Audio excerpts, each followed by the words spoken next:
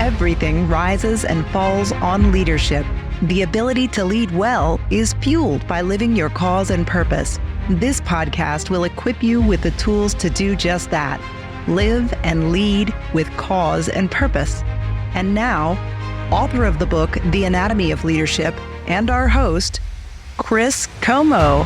Hello and welcome. I'm excited today. We have a crossover show, TCN Talks and The Anatomy of Leadership, because we have a great guest today, Dave Mastovich. Dave is the CEO and founder of MASSolutions. Welcome, Dave. It's good to have you. Thanks for having me, Chris.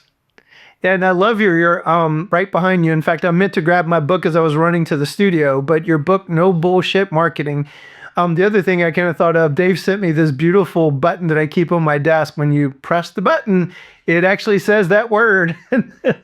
I've thought about, there you go. Dave's got it right there for those of you who are actually watching this. Well, I want to read from Dave's bio. So Dave is the CEO and founder of MASSolutions.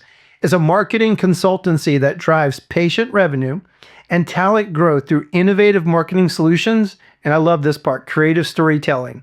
He's the author of No Bullshit Marketing, 17 Contrarian Ways to Increase Referrals for Healthcare Providers. And it was an Amazon #1 bestseller and the host of the No Bullshit Marketing podcast.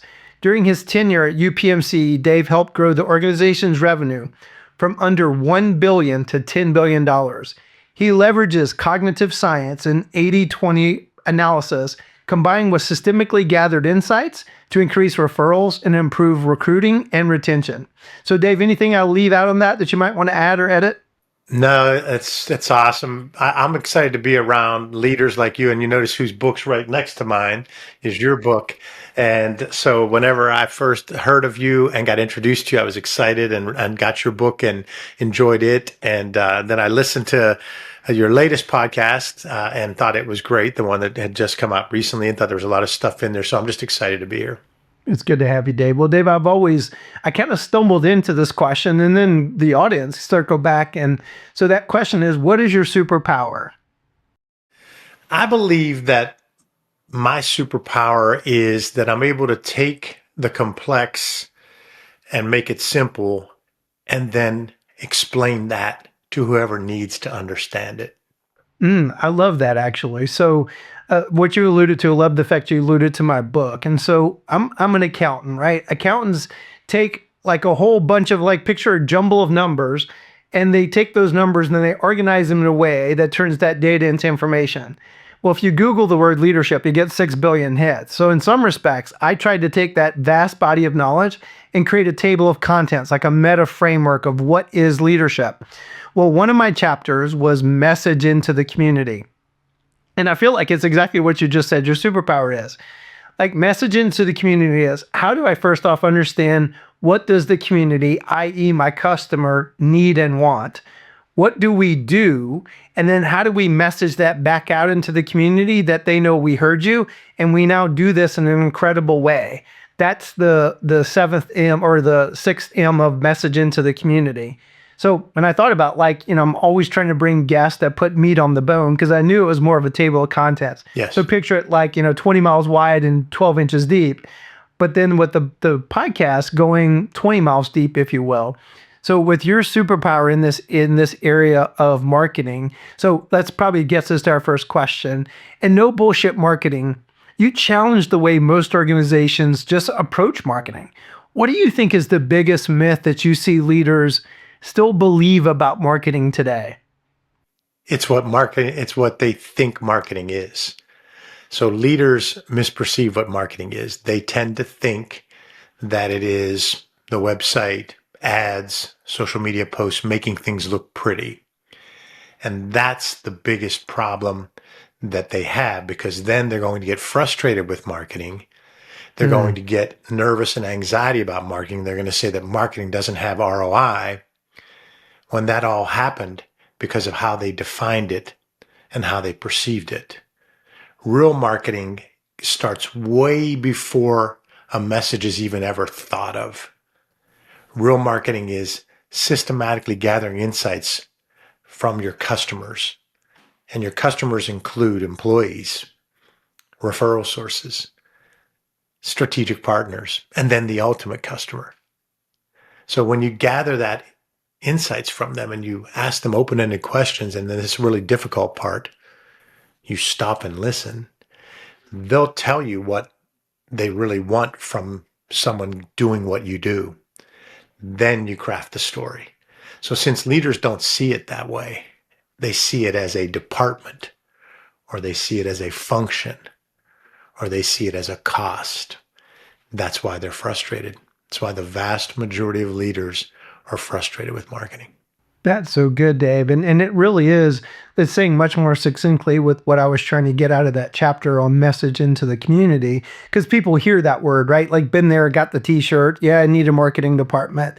In fact, the thing that occurred to me, and so, we obviously have a lot of listeners in the hospice and palliative care space, and a lot of my brethren peers, as Teleios Collaborative Network is nonprofit hospices, they get very frustrated with some of the for-profits, if you will. And what's occurring to me is they're kind of putting lipstick on a pig. They may have slick marketing, but is that marketing really reflective of what's kind of behind the veil, if you will? And so what I'm hearing and what you're saying is the most potent and powerful marketing comes from a place of deep understanding of what you do. And maybe the best is not only what you do, but is what you do what the customer really wants and needs? Easy to say, really hard to do. In fact, the genesis of my chapter on messaging to the community, there's a guy named AJ Loeffler, and he was one of the few people to work his way up through Procter & Gamble. So he literally came from the bottom rung and became the CEO. And the title of the article was What Only the CEO Can Do. And I never heard it framed this way before, but he said the CEO's role is to reconcile the external with the internal. Now, easy to say, really hard to do. In fact, I'll quite often say it's really impossible today because no one CEO can do all that. And frequently I'll use the metaphor. Do you remember years ago, the Michael Douglas movie, The Ghost in the Darkness? Yes. He was on like a safari and the lion started actually hunting the actual hunters. And there's this scene in the movie where at night, because that's when the lions would come, they had to sit shoulder to shoulder in a complete 360-degree circle looking outside the camp. That to me is a metaphor of a great organization is getting all these inputs of what is the customer, what is the community asking for? Can we turn back around and know, is that actually what we're doing? And can our marketing reflect back out that that's what we do? And very beautifully crafted messages that the customer goes, oh my God, that's what I need. Would you reconcile that or say that differently? No, I agree with that. And I think when I look at hospice, we've done some work with hospice, and nonprofit hospices have two battles. The one battle is with for-profit hospitals that are looking at it quite differently, have some private equity involvement, and the dollars and cents matter a lot. And then the nonprofit hospices are different than that. But both nonprofit and for-profit hospices have this challenge. Their customers don't really know what they want or what they could benefit from. What they do know is someone they love is dying, and they wait until that last minute and then call hospice for days when it could have been months or even a year or 2 years. And that's your challenge, is addressing this term that we're all afraid of and we all fear and we all get sick in the stomach. But that's what really has to happen, is you have to educate the entire world. And I've said this for about a decade, is that's the challenge, is a nonprofit hospice doesn't have that kind of budget to educate that, but they can still tell the story. And a lot of that times it's a challenge of kind of what many of us do. We get in our own way with certain things because messaging is held so near and dear. Logos are held near and dear. Taglines are held near and dear. And client after client just fights the process. But if you let go and you do the research, you'll get phrases from your past families, and you'll get phrases from referral sources that are unique to you that help you to tell that story and to tell the nonprofit angle. That's so good. Well, I love that you argue in your book that, and this feels like it's building off of this discussion, you argue that marketing should be a leadership function, not a support service. And this is why I love that I got to meet you. I've been blessed that I've got a lot of tools in my toolbox in every segment of the organization, but this is where I feel the most incompetent, Dave, just in full transparency. I feel like I've felt over the years, it's like some voodoo. Like, I don't get it. I don't understand it. But just in my relationship with you and then me trying to write that chapter on message into the community. I feel like I understand it better now, but I see where people do exactly what you're poking on in your book. Oh, that's the support service. That's their job. So what does it look like when marketing becomes, what would we call it, an organization-wide competency? Would that be a good way to frame it? Well, it's a leadership function that drives revenue and culture, not by itself, but it drives revenue and culture. And so when you have a leader that understands that, and there's the cliche ones. So take the cliche ones. Steve Jobs. Steve Jobs is a marketer, and that's what enabled Apple to grow. One of the things, they also had tremendous innovation. But Steve Jobs, at UPMC where I was, we had a person at the top that was a marketer. And so when there are leaders at the top, those organizations flat out dominate. They dominate. And so what it is the challenge starts. I'll tell you a little bit about what happens. What happens is most leaders come up through the ranks from either finance or operations, primarily those two, sales. Haven't had a lot of the leaders come up through marketing. It's starting to change, and it has in the last 10 years. So what happens is you have people that come up from the rankings where they, from the organization, not really having done marketing. And they're often in an organization that's one of two cultures. One culture is the operations-driven culture. Think Tim Cook. Apple hasn't had a whole lot of innovation, but they're operations-driven. The other one is sales-driven. So when an organization is sales-driven, that is the sales mindset. And that mindset is that marketing helps support us by making stuff look pretty when we need it to. Operations is like, we have this great product. We have this great service. What are you talking about? Okay, so when those two things happen, they get into those leadership roles and they haven't really understood marketing. And then they try to do this. So marketing is an efficiency function, Chris. And there are very few efficiency functions in the organization.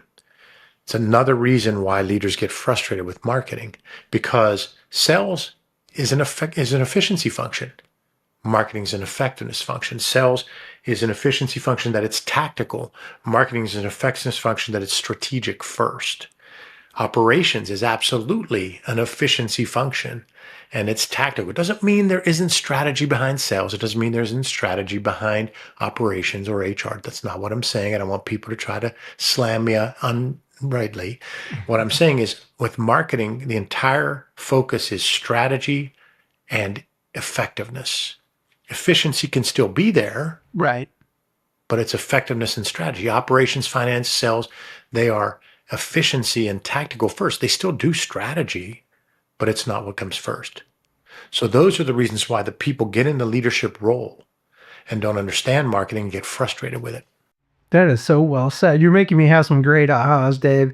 I could look through the rearview mirror and you're so right. Like the glass ceiling I was trying to break through is not many folks on the finance side made it to the CEO. Now here we are in 2025. We're like, really? Yeah, man, in the early 90s, that was not a pathway. Yes. Good luck. You became the CFO and that's the most you'd ever be. And so I could look back through my career and I think I was able to participate in transforming that role of being strategic and tactical. And my aha is I've never had someone like you in my life that brought that to the marketing side. Interestingly, I've seen it on the sales side. I've seen it on the operational side. It's interesting in the hospice side, you've seen a lot of CEOs that kind of grew up on the social work side. Yes. So it's more of those, people will call those the soft skills, but it's more the psychosocial emotional skills, seeing them make it to the top and them have strategic focus and tactical. So I think you're opening my mind to go, yeah, I see why this is to date has been the road less traveled.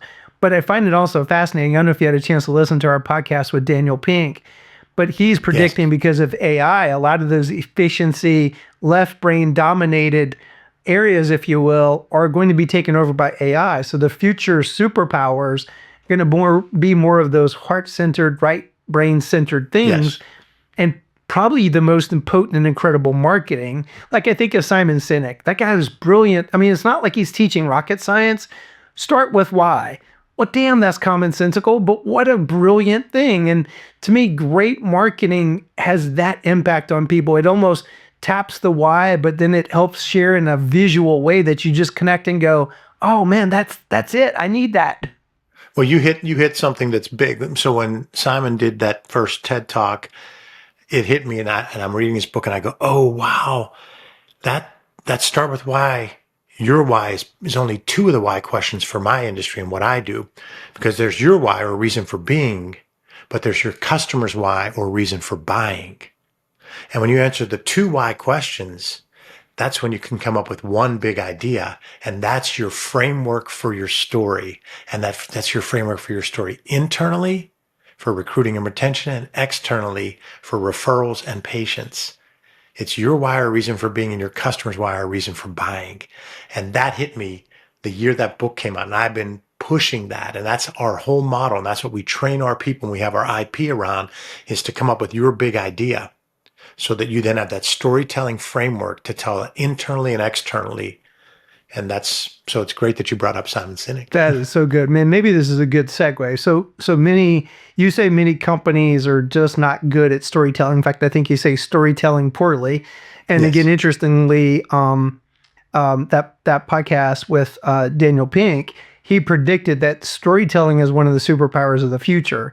So what do you think is the key to telling a compelling brand story that connects? Like, I'm getting a picture of like a Venn diagram when you just said what you said, their why and our why, and where those intersect. And so, yeah, how do they do that? Yes. So let me touch on one more thing that happens that your listeners will probably be nodding or even go like the old Seinfeld, Newman. They might do the Newman about themselves. Here's what happens, and it's this self-fulfilling prophecy. So leaders perceive marketing as this department or function that is a support. Leaders see it as something that can do an ad, a website, a social media post, make things look pretty. So then those leaders go and hire a good intentioned person who has a background in tactical execution. Now, they'll get insulted if you say they don't have the strategy background, but they don't. Doesn't mean they can't be strategic. That's not what I'm saying. But when it is not strategy to say, I think this should be an Instagram reel. That's not strategy. That's tactical execution. So it might sound like semantics, but that's what happens. So now you hired that person and you viewed it as this, but then you say, I want to see what the ROI is for my marketing. And that's like saying, what's the ROI of the Keurig machine? Because you're now saying, I want this to be a support function. So it's the same as my security team. It's the same as the Keurig machine. It's the same as the break room. So you're not allowed to have it both ways. When you say you want to evaluate the ROI of marketing, but you saw it as a function to make things look pretty, and you hired a person to do that, who's going to maybe do that and maybe not. They might be just marginal. But even if they're good, you're not getting an ROI of making something look pretty. It's still needed. It's needed, but the way you get the ROI is to systematically gather insights. And the key word there is systematically gather insights by talking to the customer. And your customer is current employees, prospective employees, it's referral sources, and it's customers. It's talking to them. And I recommend in a qualitative fashion, because most companies don't have the budget to spend a lot of the time on research initially because they've been doing marketing this old way. And now you tell them spend a lot of money on research. So I'm saying do it qualitatively with an outside party so you can get an objective person to ask the questions and listen. Ask 3, 4, 5 questions. Things like, what's the one reason why you use Valley Hospice? What's one thing you'd change about Hospice B? Who's our competitors? What makes you refer to us? These 4, 5, 6 questions at the most. Now you ask that internally and externally. You ask that to referral sources, families, employees, etc. You're systematically gathering insights. The second part of systematically gathering insights is looking at data. And as a financial guy, you're going to love what I'm about to say. When we work with someone, we say, here's our NDA, or we'll use yours. Before we even come to a discovery meeting, we already want to sign an NDA because we're going to ask you for 3 years of patient data, referral data, sales data if you're non-healthcare. And so we want to look at that data because we have IP around what we call the Pareto Principle Plus. And that is our 80-20 thinking and 80-20 analysis. Two different things, 80-20 thinking, 80-20 analysis. Those two areas, the voice of the customer, talking to those people and listening and tracking it and analyzing that data, tells you who you are today, but also if you have a good marketing team with you, who you ought to be and can be. Now you can build a story, and that story has to be around your why or reason for being and your customer's why or reason for buying. Now you also know who the target market is in a much more defined way. I would rather you talk to 17 referral sources than 700. If those 17 are the kind that are going to be part of your 80% that comes in from 20% of your referral sources. So right now, anybody out there will do the analysis and it's going to come close to 20% of their referral partners refer 80% of their patients. It just happens. First of all, Chris, 20% of the clothes in your closet is what you wear 80% of the time. 20% of the foods that you eat is what you eat 80% of the time. It's part of human nature. So this isn't me making this up. So those two things of asking the customer, and the customer includes employees, referral sources, et cetera, and analyzing the data drives your big idea. Then you create supporting storytelling pillars for each of those target audiences. And then you decide on the channels. And then you decide on what's said. Then you decide on who's talking to the referral sources. And then you start getting more patients that fit your ideal patient profile. And that's when life is better. Same for us. When we can get customers that match up to all of our ideals, that understand that we're marketers, that are strategic and tactical. When we get a customer like that, life is good. And if 80% of our customers are like that, my team is happy. When it drops down to 70 or 60 or heaven forbid 50, we're all frustrated because we all get drained. It happens to you. It happens to everyone listening to this podcast. So you've got to get the right people to talk to. And that's the way to do it. So Dave, when you do that kind of marketing material review, listening to you, I'm having all sorts of bells go off in my head here. Do you find that 80% of their materials end up being from their perspective as opposed to those key people? And therein lies the mismatch? That is. What we do subconsciously is we tell people all about us. We tell them how great we are. We tell them what we do. And you should, but you have to frame it differently. You find out what they are worried about, and then that's what you tell them that you're genuinely good at if you are. If you aren't, don't. That means you're not the right fit. It's like I tell people, young people come to me and so they say to me they're in a job search. And they'll tell me, I didn't like this, I didn't like this, I didn't like this, but this money was good and I think I'm going to take it. And I say, okay, so let's have a meeting 6 months from now to start planning your next job. And 25-year-old looks at me like, what? And I say, no, that's what's going to happen because you're not a fit. I say, I use predictive index and I say, here's your PI. You should be asking questions around what energizes you and what drains you, because if they answer in ways that it looks like they're going to drain you, why would you take that job? Because you're just going to not perform well. Then they're going to think you're not good and you're going to either get fired or quit. So the same thing happens with our customers. If the customer says, like, for instance, there are customers that really, really, really want tactical execution. And if they say to us, hey, Dave, I just want you, because I heard you in a podcast, I think you're great. I want to talk to you and I want you on the project. And I just want my website done. I want it done real quick. And I want this, this, and this. There are times when I've had to take that because just like you and everybody else, when we're in business, we sometimes it doesn't work. It doesn't work. That person doesn't want to hear creative ideas. They want to tell me, make the logo spin. What are you doing that for? That's so good. I mean, actually, I used this line yesterday because I was doing an assessment call. And years ago, I remember Stephen Covey in a coaching session, and a guy was having marital problems, and he looked at the guy, and it was a very direct comment, which kind of was out of characteristic for Covey. And he said, "You're in a quick fix, aren't you?" And the guy's like, "What are you talking about? Like, some of these issues you're poking on, there's some fundamental things that aren't even in place." And I think that's kind of what you're poking on. People like, just want you to fix my logo, just want you to fix my website, which is much more transactional. But to match that strategic with, then let those tactical things execute in line with, Where are you trying to Yes. go? I'm seeing, again, bells are going off. It is the road less Yes. traveled, which makes what you're doing Yep. so unique. Well, Which maybe I've told you there's multiple hospices that we've worked with, and I was joking with you. I said, "Hey, we'll call their referral sources, and sometimes the referral sources will say, I'm not allowed to say anything." And I asked you, I said, am I missing something? And you go, no. And I'm like, I know they need to have a list and all, but you're still allowed to help someone if they say, what do you think of hospice B? And, so I tell my clients, I come back and I say, hey, the referral sources you gave us feel like they can't talk about you if someone asks. And there's kind of an issue there. You need to educate that person. So these are the things you find out just by going out and asking. Right.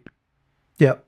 Well, so your book advocates, this is a good segue. Your book advocates for transparency, authenticity, and clarity. How do you coach organizations to strip away their jargon and just get real with their messaging? Man, that's where I love your book is like no bullshit marketing. To me, this is getting to the real crux of what you're after with your book.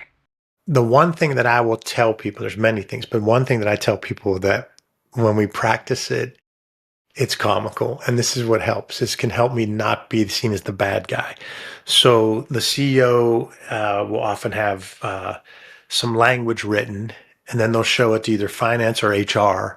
And it comes back with phrases like, well, therefore, da, da, da. And I say, okay, but if that's your partner, your life partner, would you read that out loud? Read that out loud. Would you say this to him or her? If you were doing whatever you enjoy, if that's golfing, if that's going to a show, if that's having a drink after a concert or something, would you talk like that? And then I can just stop because the game's over. Yeah, I'm not the bad guy anymore. And Right. I say, that's what you have to do in your storytelling. You have to sound like you. Now, I talk with my hands flailing. We don't ever edit that out. That's me. I have this weird syntax. I'm from Western Pennsylvania, but I have a drawl that I don't know how I got. That's who I am. When they hire me, I'm going to sound like this. Why would I try to be anything different? So you have to be that. And then the second part is, I heard someone say, our strategy is authenticity. And I said, well, then you're not authentic. Because if you say, it's like in the old days when you were young, you'd say, if you have to say you're cool, you're not cool. So if you have to say you're authentic, you're not authentic.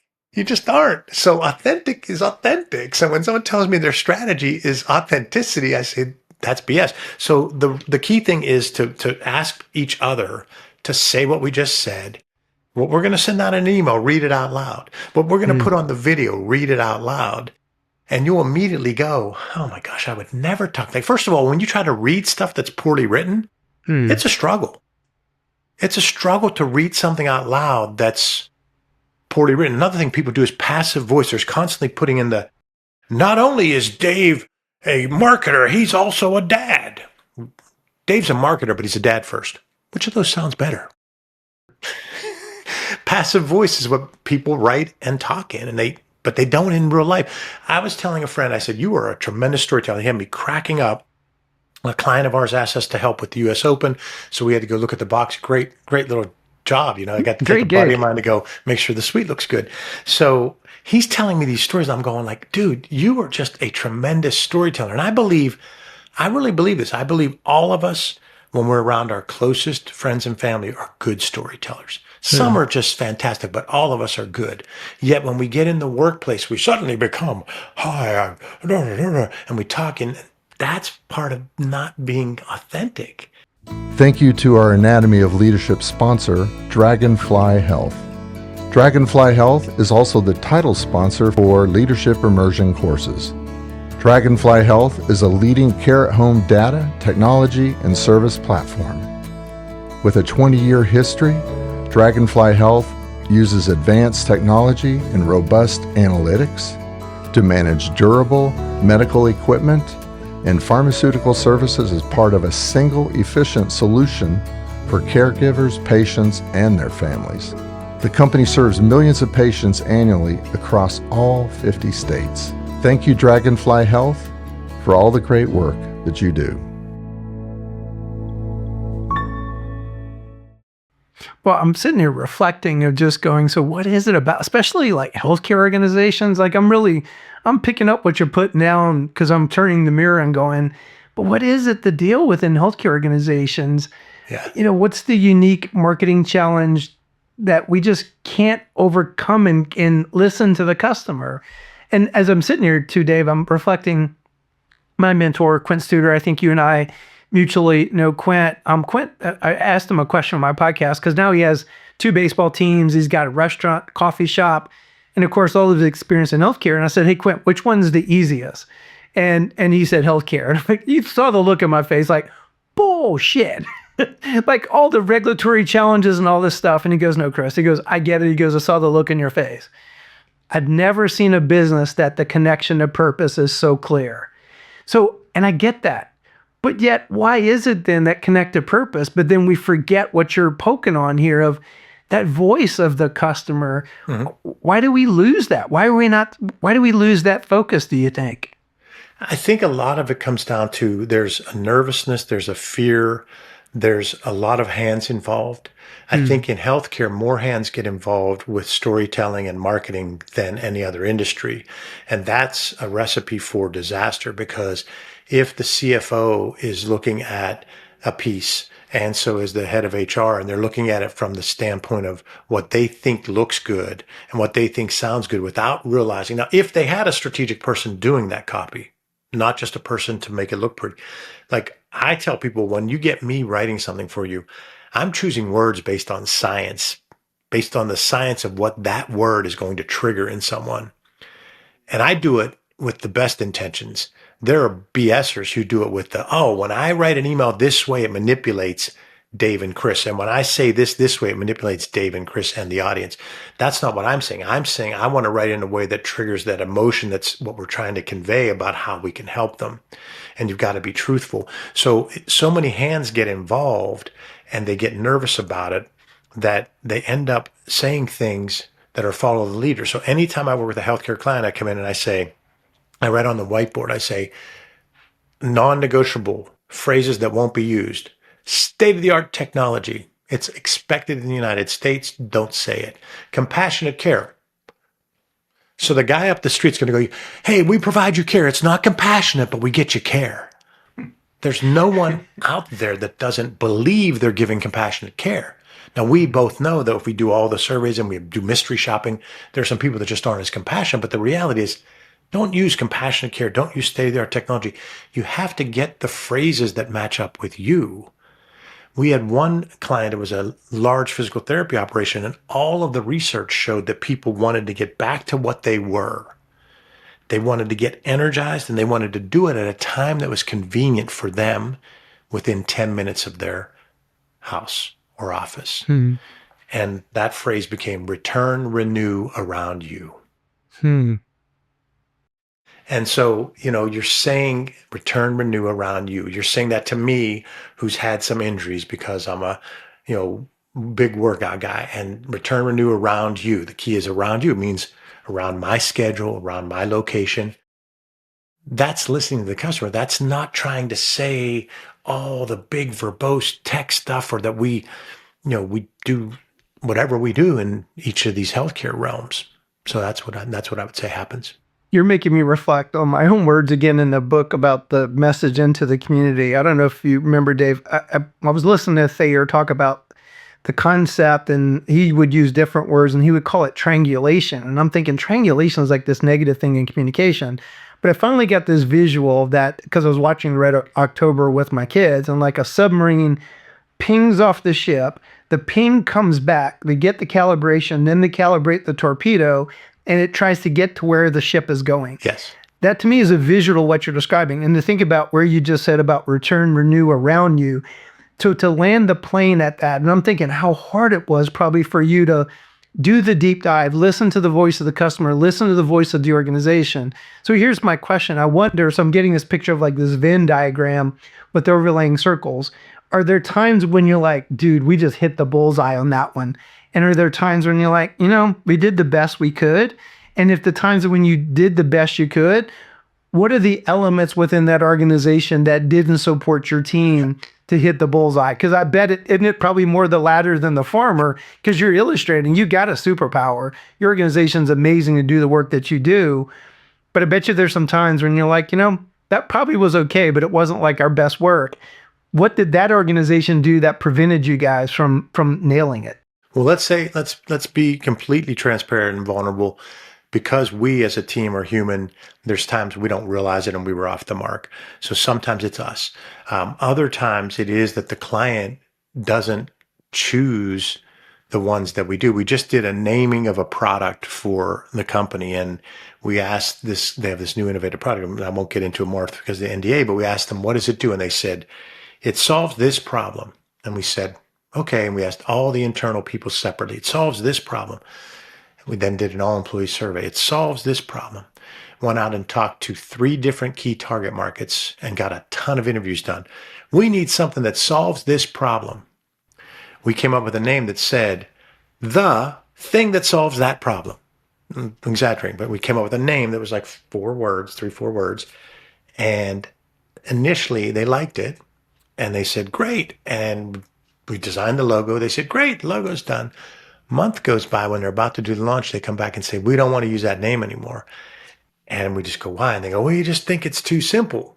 So a lot of times people think that simple is bad when simple is best. So that's one piece that happens. But when it works, it's because you use the research. UPMC became famous because of choose your healthcare as if your life depended on it. What emotion are we playing off of, Chris? Your life depends upon it, right? Fear, right? So I've been blessed to work for some really exciting companies that we could promote fun. Years ago, worked a lot with Twin Pops, and we could put twins having popsicles, having twin popsicles, and that's fun. You're playing off of happiness. You're playing off of nostalgia, whatever. This we had to play off of fear. Why? When we went throughout the western half of Pennsylvania, Allegheny County and 30 some counties around it, we would research and keep hearing things like their local hospital was a first aid station. I wouldn't feel comfortable going there. They would use a phrase that today wouldn't make the sense that it made 15, 20 years ago. They'd say, I wouldn't take my dog there, which now that could be like a 5-star restaurant. You might say you wouldn't take your dog there because we take our dogs everywhere. But back then that phrase was said again and again. We're talking about places 150 miles apart saying the same thing. And we come back and we said, wait a minute, what's our advantage? Our advantage is that we've got these tertiary hospitals. We've got these specialists in cancer. We've got people coming from 50 states and other countries. We're where you come when you know you've got to live. And all these community hospitals that they're choosing right now, they're afraid of. So we played off of that emotion and went with choose your healthcare as if your life depended on it, and just continually grew, and then did an integrated financial healthcare delivery system, which we're one of the first in the world, which meant we had the provider arm, the insurance arm, the hospital arm, and all of that was playing around that phrase. And it worked because we were really good. Now, if we'd have said that and we were crappy, it wouldn't have worked. That's why the research has to be there. And then you have to have the creativity. Now, that's a good example, one that's really long. That's a long phrase. Choose your healthcare as if your life depends. But it worked. So, I've had other ones that were short. Duquesne, do more. Duquesne University had a problem with no one knowing how to say their name outside of Allegheny and the 5 contiguous counties. And we came up with Duquesne, do more, because all the research showed that when you went there, you did more with your life. So it was Duquesne, do more, 2 words. That one was hard to get through. Initially, they were like, no. And we're like, why don't you sleep on this? This one rocks. So, Dave, so I imagine to be able to do this reconciliation process, is there a sweet spot? Because there's some aspirational aspect in that, right? Like you want to live into this thing. So it's not like you're 100% there today. Right. So that message is kind of calling your organization forward. But is there like this creative tension between that gap of you going, okay, this is way too aspirational. We are putting the lipstick in the pig. And so how would you talk about that? Well, yes, I would say you're exactly right, because when we were working with Duquesne, one of their things was they said, we aspire to be Notre Dame. And I remember saying, okay, it's a nice aspirational goal. Let's put that over here and let's deal with what we are today and where we can get to. And where we were, we knew we could get to another level. But I knew that it wasn't going to get to Notre Dame. That's just not going to happen. Doesn't mean you shouldn't aspire to it. So we couldn't go out and say we're the Notre Dame of Pittsburgh. wouldn't have allowed that. So yes, there has to be some aspiration. There has to be some level of a stretch goal. But just like you as a leader, a stretch goal has to be attainable. And everything about the flow state is that there's all these things that keep us from the flow state as people. And one of them is if the goal is too big, we won't get into flow state. If it's too easy, we won't get into flow state. When it's a goal that's a legitimate stretch goal that's going to be a little bit hard for us, we can get into the flow state. So that's what do more was. It was still aspirational. We could say do more to help others when we were talking about nursing. Do more business was for the MBA program. So you could be aspirational and take this tagline and then build on it with the storytelling pillars. But you have to have a stretch goal that's realistic. Someone has to say, I think I can get to that point. Like if you tell me at my age right now, I'm going to go dunk a basketball backwards, that's not going to happen. That's a goal that I'm not even going to try for. But if you tell me I might be able to get close to dunking again, okay, I might. I still probably wouldn't. There's no relevance to that. But my point is you have to have a goal that's somewhat doable. That's really good, Dave. Yeah. Actually, I played basketball with my daughter's boyfriend this past weekend, and my mind thought I was still 18, but my body was not. So let's just say I tweaked my knee. So there's some wisdom in finding that gap between your aspiration and the current reality. I tell all my friends, I say, anyone like in their 30s, I say, hey, watch. Around 35, 38, I'm out still playing competitively in leagues and stuff, and I'm noticing guys my age are getting these Achilles tears. And I gave it up, man. I said, I'm out. So I was playing this one really good game and I made a game winner. And I went, okay, I'm going to end my career on that. I'm done. I'll still coach my kids and shoot around. But because when you're over 35, 38, that Achilles is so waiting to happen. Just happens so much. So there's good wisdom in that. Bit, but So as we look ahead, Dave, what do you think? This is kind of our way to start to land the plane here. What's one skill or mindset shift that every organization needs to adopt to make marketing a true competency in these next 5 years? Well, I'm going to give you more than one just because I think there's one that I'm just going to say that's tied to us as leaders. And one of my phrases is ambiguity breeds mediocrity. Clarity drives growth. Ambiguity breeds mediocrity. Clarity drives growth. That's important because that is part of what marketing is all about, is to reduce ambiguity to drive growth. The way to reduce ambiguity is studying the data, the numbers, the financials, and using it in a marketing way. And the way to do that, reduce ambiguity, is finding out what the customer thinks. And it is tracking what you can track in marketing. So ambiguity breeds mediocrity, clarity drives growth. But the biggest mindset shift from a marketing standpoint, that's leadership, from a marketing standpoint, is this.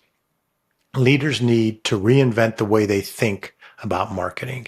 And they need to focus on what I call business to everyone with the 6 target markets that matter. And they have to think in terms of 6 target markets that matter, and then drill down for them in their own industry. So these 6 target markets apply to any company, but you then drill down into those 6 right fit markets and think of that as your marketing. And those are current employees. You need to be talking to them, asking them what they think, letting them be involved in building the stories. The second one is prospective employees. There needs to be a marketing and storytelling function to that, because it's about conveying your culture and your mission, values, and purpose, but your core behaviors. Here's where people miss the boat when they're doing employee marketing. You've got to talk about what the core behaviors are. Because if you say, for instance, one of the core behaviors at MASSolutions is adapt. Well, if I asked 7 team members what they define adapt, I'll get 7 different answers. So I need to come back, and if I'm doing my job, I'm conveying, here's an example of a behavior that ties to that core value. That's not done a lot. That's where a marketing team can help you internally tell your culture story so that you not only have the core values defined, but you have core behaviors defined that are then told again and again, multiple examples of these core behaviors.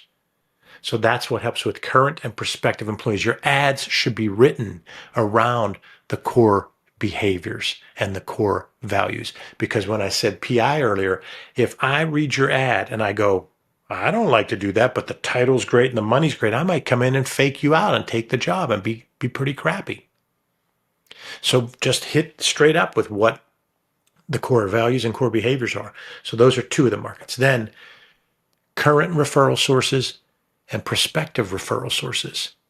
It's a gold mine. Your own data on referral sources is a gold mine, but hardly anyone is using it, Chris. Hardly anyone is tracking it well. Hardly anyone is segmenting it. Hardly anyone is using the Pareto principle of 80-20.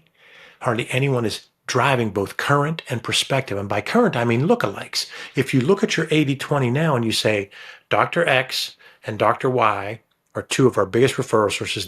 Dr. X looks, feels, and smells this way. Dr. Y looks, feels, and smells that way.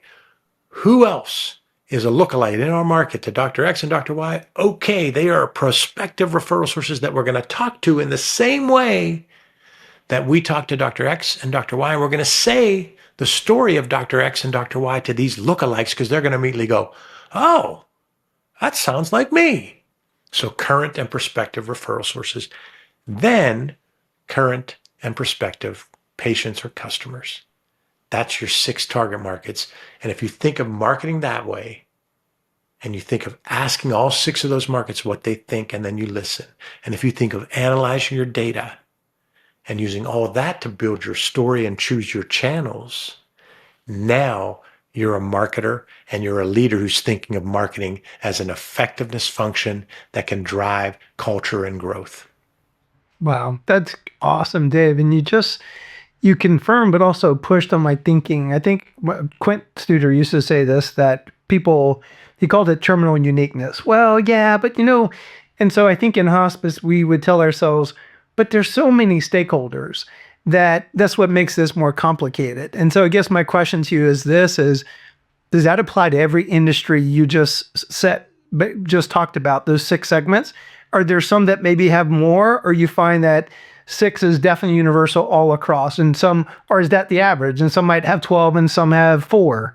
Those 6 are what you need to look at. And within those 6, they're unique to you. So referral sources for a wealth management company are completely different than our referral sources in healthcare. But there are referral sources. Any professional service firm has referral sources.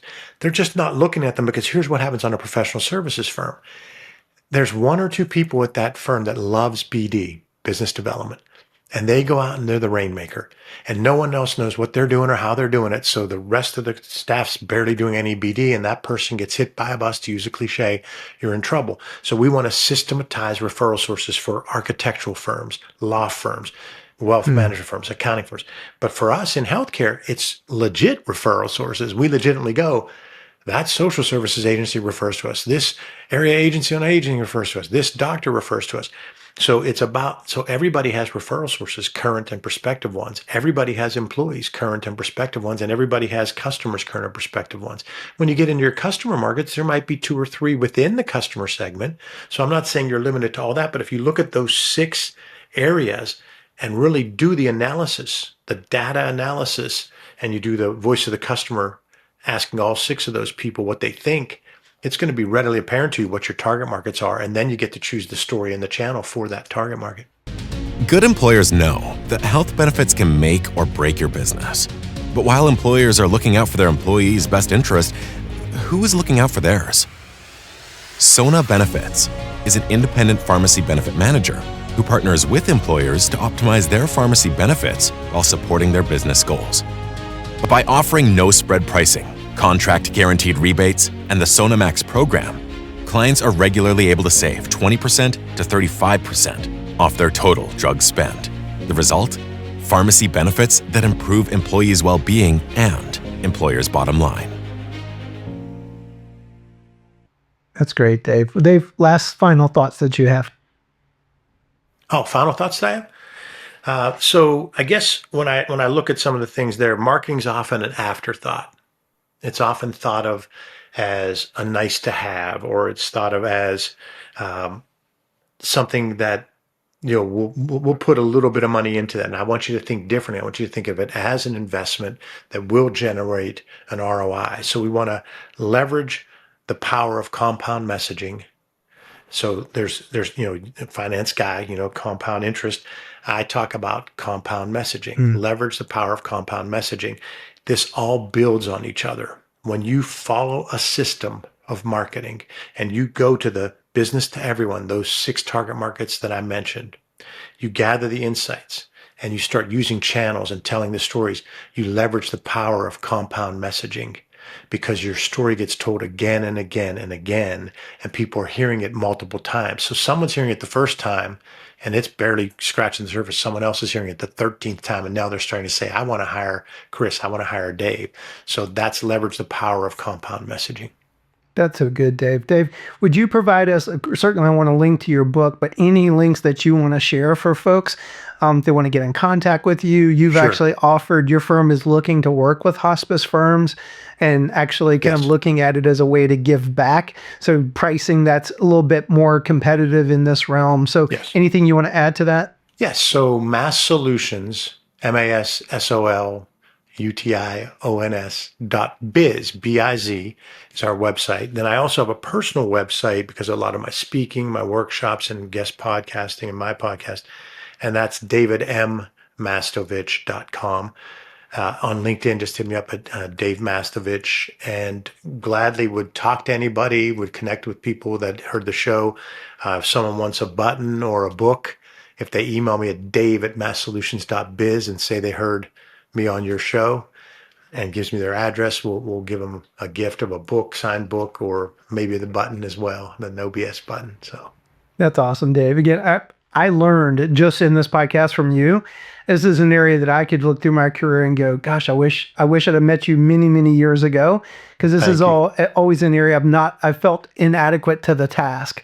And that's actually one reason why, Dr. Thayer used to say, I write books to figure stuff out. That's actually why the message into the community was in my book, because I knew I needed to have that as a placeholder, because you are obviously masterful, because people do treat it as a sub-function when it is huge. It is one of the most potently potential services within your organization. Competencies would be a better word, because we all want to grow, right? We all want to do more if we believe in our product. And especially in the hospice and palliative care space, we do not do a good job in this area. And I think more often than not, probably Pareto Principle plus, like 95% of the time, we treat it as an expense as opposed to a potential superpower. Well, thanks. I really enjoyed it. And like I said, I love your leadership approach, enjoyed your book. So thanks for having me on. You bet, Dave. Well, to our listeners, we just want to make sure that you don't miss an episode. And so every episode at the end, we want to share a quote, a visual. We call it a brain bookmark, a thought prodder about our podcast subject, just to further your learning and your growth, and thereby your leadership. We're going for like a brain tattoo. We want it to stick. Be sure to subscribe to our channel, The Anatomy of Leadership. We don't want you to miss an episode. You want to check out our book, The Anatomy of Leadership. We've got a link to that as well. We'll have all the links that Dave just mentioned also if you want to connect with him and his organization. So thanks for listening to The Anatomy of Leadership. And here's our brain bookmark to close today's show. Your why equals the reason for being. The customer's why equals the reason for buying. By Dave Mastovich.